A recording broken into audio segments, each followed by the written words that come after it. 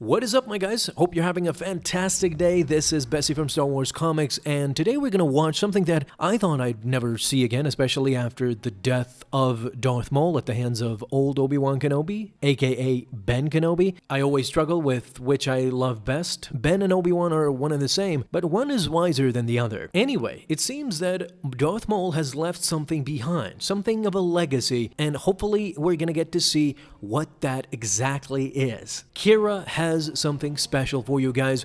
We're gonna get to see that towards the end of the video, but the issue in question is, of course, War of the Bounty Hunters issue number 4. As you guys all know, and by now I'm sure you know all of this, all the Star Wars comics are converging. Every Star Wars comic series is coming to a single dot, which is the frozen carbonite body of Han Solo. Everybody wants it, from Dr. Aphra to Luke, Leia, Darth Vader, and of course, Boba Fett. This is of course the glorious great comic issue, War of the Bounty Hunters issue number 4, Attack at Dawn. But don't let the cover fool you. Even though Boba Fett is prominently featured together with Dengar and Valance, the beginning of issue number 4 is nothing but Darth Vader. In fact, this is a complete reinterpretation of what we've kind of already seen in the other comic issues, mainly in the Star Wars comic issues and the Darth Vader comic issues that were recently released, which saw Darth Vader crashing the party at the Vermilion.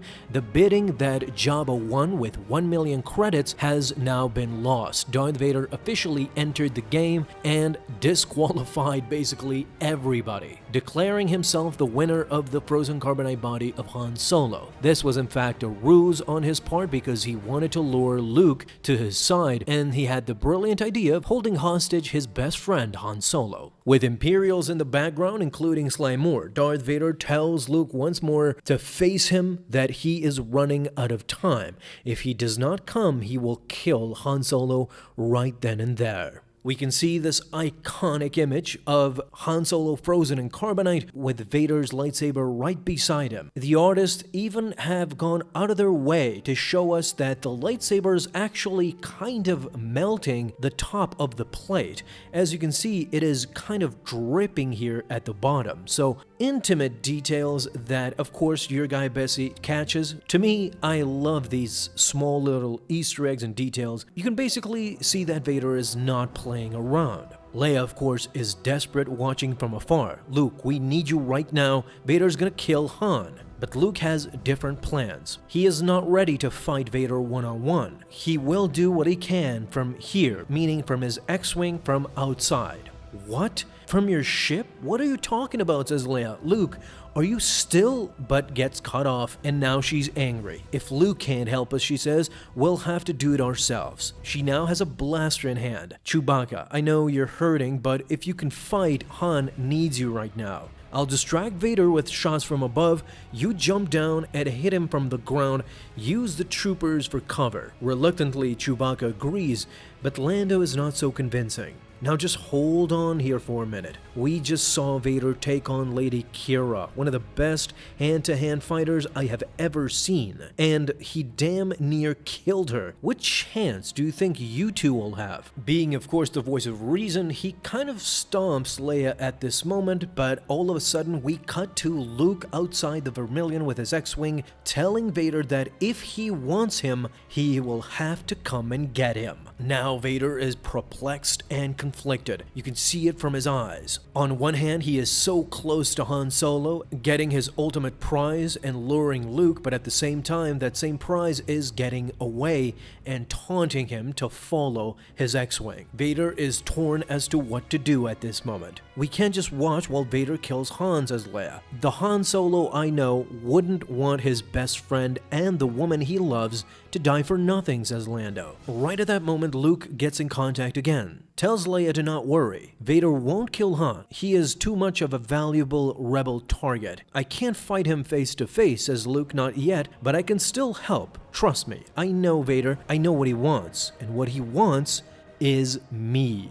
Nobody has nothing else to say. What's important to note at this moment is that Luke's intelligence and cunning has come a long way. He has actually started to manipulate Darth Vader, getting him now to make the hard choices, not Luke Skywalker. It is even shown in the next comic panel as both Vader and Leia are standing there pondering their choices. You can visually see Darth Vader is perplexed and doesn't know what lies ahead. What should he do? Should he kill Han Solo for Luke's disobedience, or should he actually go after his son Luke Skywalker and possibly lose Han again, affectionately losing his bargaining chip too? Now Vader has a different idea. He turns and talks to General Romani. He says Captain Solo should be brought aboard my Star Destroyer. Yes, Lord Vader, says General Romani, and as well prepare my fighter. You can see that Vader is now leaving and heading straight for Luke Skywalker's X-Wing. Oh, thank the light, says Leia. It worked, Luke, but be ready. Vader's coming for you. That was the plan, Leia. R2 and I will keep him busy. Thank you. May the Force be with you, says Leia. I'll be in touch as soon as I can, says Luke. Go save Han. All the most recent Star Wars comics, including the Darth Vader comic series, have not shown what Leia does after this point. We've seen Vader go after Luke and what kind of transpired, not to the fullest extent, but it will be interesting to see what Leia does next with Han Solo and how she probably loses him again. However, by this point, it is clear as day that Luke Skywalker just saved Han Solo, but now we cut to something much more interesting and something that Vader might come across as well, since he could come back after Qi'ra and find what Qi'ra is holding in her possession. Qi'ra is talking to her maidens. This is not what you expected to happen, Lady Qi'ra. It was and it wasn't, says Qi'ra. I assume Jabba would bid for Han and the Empire would eventually take him in the end. He's too valuable of a prize for them to let him go. Vader, on the other hand, was a surprise, says Qi'ra, but I fought him, and the galaxy saw that Crimson Dawn does not back down, that even the Emperor's greatest enforcer can be hurt. In the background, you can see the weapons that we saw in Solo: A Star Wars Story, mainly used by Voss, but as well, you can see a triangular shape too. After her battle with Darth Vader, now Qi'ra is more confident than ever. We do not always have to obey. This is valuable.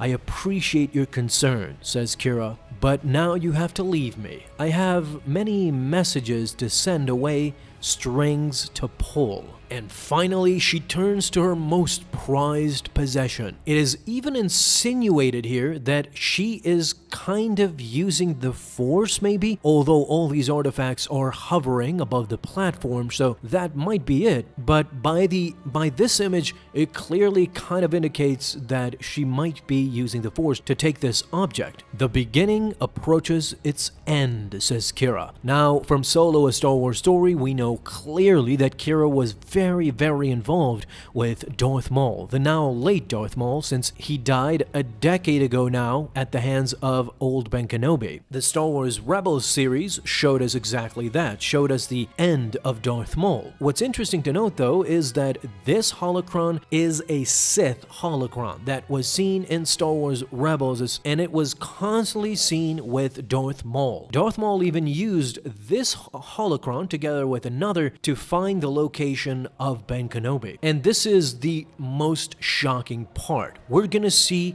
Darth Maul teaching Qi'ra from this holocron as well. So guys, this kind of means that Qi'ra might become a dark side adept, a Sith loyalist of sorts, because she might not be Force sensitive and she will never become a Sith, but she might become very well versed in the dark side of the Force, and she will use Darth Maul's holocron to do so. Now, another proposition and a thought that I have, this would be very exciting, is Darth Vader already fought Qi'ra once. Qi'ra will not let this go, as well as Darth Vader. They will eventually meet up again. I hope, and this is when I think Darth Vader will eventually find this holocron of presumably Darth Maul that he will learn a lot from. Of course, I would love to know, what do you guys think about this revelation as well? Will Qi'ra be a Sith loyalist in the end? How will she meet her end? And will this holocron eventually fall into the possession of Darth Vader? Talk to me down below in the comments, guys. Thank you so much for watching, and if you enjoyed, leave a thumbs up as well. Subscribe for dailies. Now you can have an awesome day, Star Wars fans. I'll see you in the next video, and may the Force be with you. Until then.